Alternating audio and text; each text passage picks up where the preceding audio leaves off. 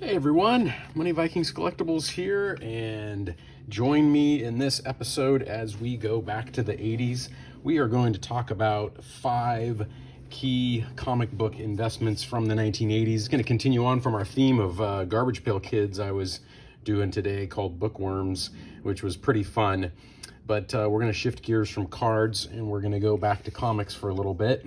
And in particular, I'm going to talk about key books from the 1980s. Why the 80s? Let me explain why. I think 80s, first of all, it's cool, and I enjoy 80s nostalgia type stuff like Swatch watches and all the stuff on Stranger Things. But there's some advantages, I think, to investing in comics from the 80s. So there's definitely key books from the 90s, but there's a situation in the 90s where things were considered collectibles and they did massive print runs. So a lot of those books really didn't go up in value very much. They're very cool books, nothing wrong with them, but comes to mind like the relaunch of X-Men with all the Jim Lee covers. Great books, I really enjoy them. Love the art, love the book, but not worth very much. There were so many made. SpiderMan #1 with the classic McFarlane cover. Great stuff, but they just made so many of them. Spawn, there's so many out there. Some of those books are starting to go in value a little bit, but books in the 80s had a different vibe to them because the print runs were less, and a lot of times they were not as hyped up.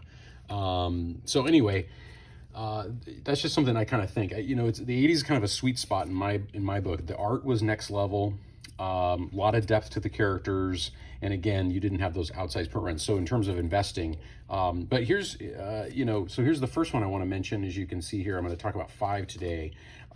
This is first of all, I just absolutely love this cover. This is Batman #428. Obviously, it's the death of Robin, the Jason Todd Robin, and it came out in December 1988, I believe. It's got this just iconic cover, and you'd always see this sort of up, behind the glass of a comic store because it was such a valuable book. There's an ironic twist of this story. The Joker makes some sort of deal with the Ayatollah Khomeini of Iran in terms of like representing him at the UN or something. It's really kind of funny. So very, not funny, but very, very 80s, right? You get a little Superman cameo there. Oh, look at that. You got a Sandman advertisement in that thing. But cool story. And oh yeah, there you go. You got the Joker making a deal there.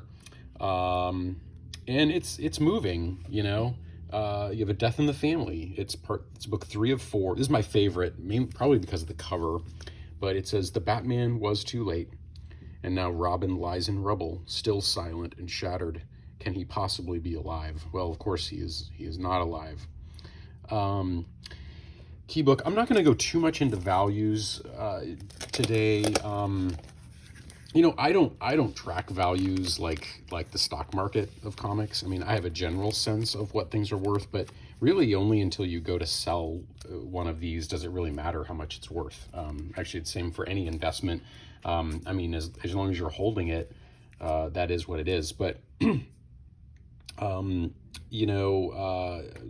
anyway, I'm not going to go too much into values, but this I think is a key book from 1988. So that's the first one I'm going to mention right there. Batman #428. Very cool book. Second one I'm going to mention, I don't actually have the book, but I have these graphic novels. So Teenage Mutant Ninja Turtles. I have these cool sort of graphic novels, or graphic, books. There's book 1 and 2 that came out of the 80s. And Ninja Turtles, there's another one we have to look at. There were small print runs because it was invented or, created by Eastman and Laird. And it started as a parody. It was kind of a parody of superheroes. I mean, you have turtles, first of all. They're ninjas. They're named after Italian Renaissance artists, and they love pizza. And it was just a surprise success. I mean, I remember as a kid, like Ninja Turtle stuff was everywhere. It was just so it became so popular. And I mean, they're just obviously just such great characters and such a great idea. I would draw them too. I would spend hours practicing drawing these guys. The first edition comic introduction of these guys is worth a fortune. We're talking thousands of dollars. These are not, but it does have the same style, has the same kind of artistic look that Eastman and Laird brought to the story. But if you can get your hands somehow on a #1, that is a very valuable book. And yeah, you're talking $3,000-$4,000, maybe even more. But I would definitely see that going up over time. So the second one I want to mention of the 80s is the Teenage Mutant Ninja Turtles.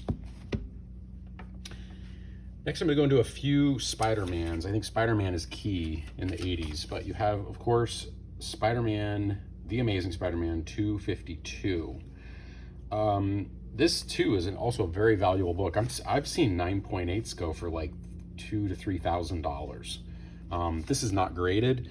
This is a relatively nice copy. I'm not a professional grader, but I don't know, maybe it's an 8.0. Anyway, so I love the iconic cover. It's an homage to Amazing Fantasy 215 cover art from the 60s. And the big deal with this one is, is if Tom Holland, the current Spider-Man, dons the black suit. This is the first appearance of the black suit. So if he dons the black suit, you're definitely going to get some renewed interest in this book. But, this is just so cool. The rumors are sure interesting. The new Spider-Man. Can't go wrong with that. That is just a great book, great cover. So another great key issue from the wonderful 80s. The next one I'm going to mention is a 1987-1988 book, Amazing Spider-Man 298. So you can see he's in the black costume here, but folks don't know, I don't know if a lot of folks know, this is Todd McFarlane's first Spider-Man. So that's a key element of this book. I have it wrapped in a pretty funky bag.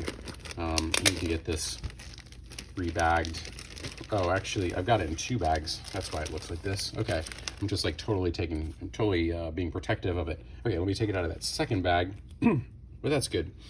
This is a pretty good copy. I have a pretty good copy here. Could be cleaned a little bit and pressed.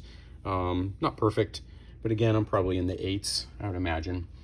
But yeah, this is a key book. You have that McFarlane art coming to life, the beginning of it as he dives in and becomes obviously almost one of the most famous illustrators of Spider-Man.